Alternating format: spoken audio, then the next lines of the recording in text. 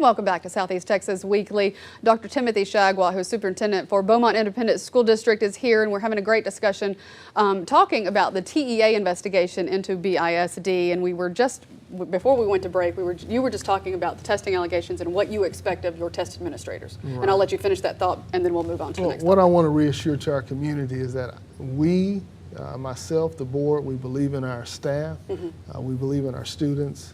We're not going to tolerate cheating. But we're also not going to let anyone tear down what we've built up. And we believe in our teachers. We believe in the actions of our community to support our schools. And so we just want to make sure we set the record straight, that we're here about students and student learning and bringing our community together for that purpose. Okay. Now, one of the other areas that TEA is looking at is the financial accounting involving contracts. And of course, this goes back to Calvin Walker and Walker Electric. Can you address that? Yeah, what I can say from this point is the board decides who they're going to do contracts with. It is my job as administration to make sure that those things are legally correct and binding and appropriate. And so one of the things that we've gone through this year, too, is the Legislative Budget Board, or as some have called, the LBB review. Yes. And so I'm still waiting on those documents to get back. But we do expect to have to deal with processes and procedures and functions in our district. And we're more than willing to make sure that we have processes and functions in our district that guarantee that we get the best bang for our buck for the taxpayers' dollars. Well, let me ask you this. Had it been your decision, because it was not your decision, as you said, it was the board's decision to rehire Calvin Walker and Walker Electric, would you have rehired him? Well, you know, I'll leave those Given decisions. what he agreed to in court? Well, I'll leave those decisions to the board and our legal team, because again, that deal was such a large deal that it required so many legal experts. And lots of accountants. Lots of accountants. But what I will say that is the district is going to guarantee that the taxpayers' money is spent wisely and appropriate, and that's our job. Does his contract come up again this year?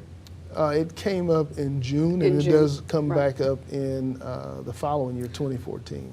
So could there be a change once this next little round of investigation is looked into, the information that you're asking back?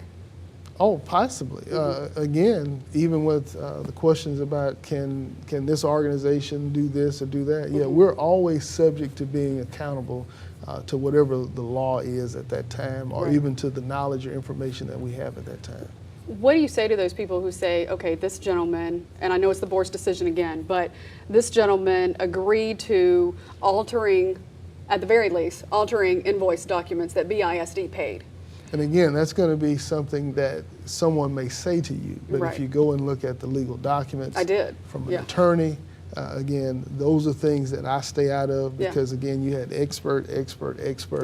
And one thing that I do know is I know education and I know instruction, and that's what I'm going to focus on. I did read the court document, and he agreed to altering invoices. So the question I think that's out there, and it's on a lot of people's minds, is this person, at the very least, altered invoices and gives the air of impropriety, one would think, and BISD is doing business with them. And if BISD wants to stay above board and open to the public, you know, in all of it, and be honest about everything, then why go back into business with someone who has given the air of impropriety? Yeah, and again, you use the words air of impropriety. Well, it's when someone alters a document, it raises questions about why are they changing things when they just should do it. And again, sometimes write down the right amount. Yeah, and again, legally, there are things that I can't sit here and explain. I'm not an attorney, but I think Calvin Walker was tried twice, and with all of the efforts and energy spent by the FBI and the attorney generals, you know, I let them do their job. Right. And so at this point, you know, Beaumont ISD, my administrative team, we're going to do our job. All right, a lot more to discuss. Redistricting, it is a mess for the layman who doesn't know what's going on. It's complex. It is very, it's thank you. Complex. That's probably a better term. I'm just looking at it, I'm like, map one, map two, you know.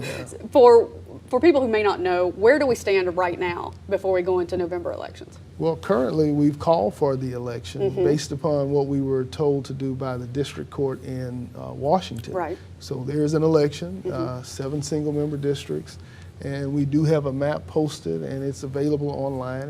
It's called Map 7i. I know there have been hundreds of maps. 7i, folks. So, and go to BISD's website to view that. You can go to www.bmtisd.com, and you can see the most current map. Okay. Now, of course, there's still litigation pending. Yes. And Beaumont ISD is a political subdivision, has the authority to create its maps, but we're also under jurisdiction of the 9th District, 9th Circuit Court here. Yes. And any court that has higher authority than us. So whatever we're told or instructed to do, that's what we're going to do. Okay, real quick, we're almost out of time.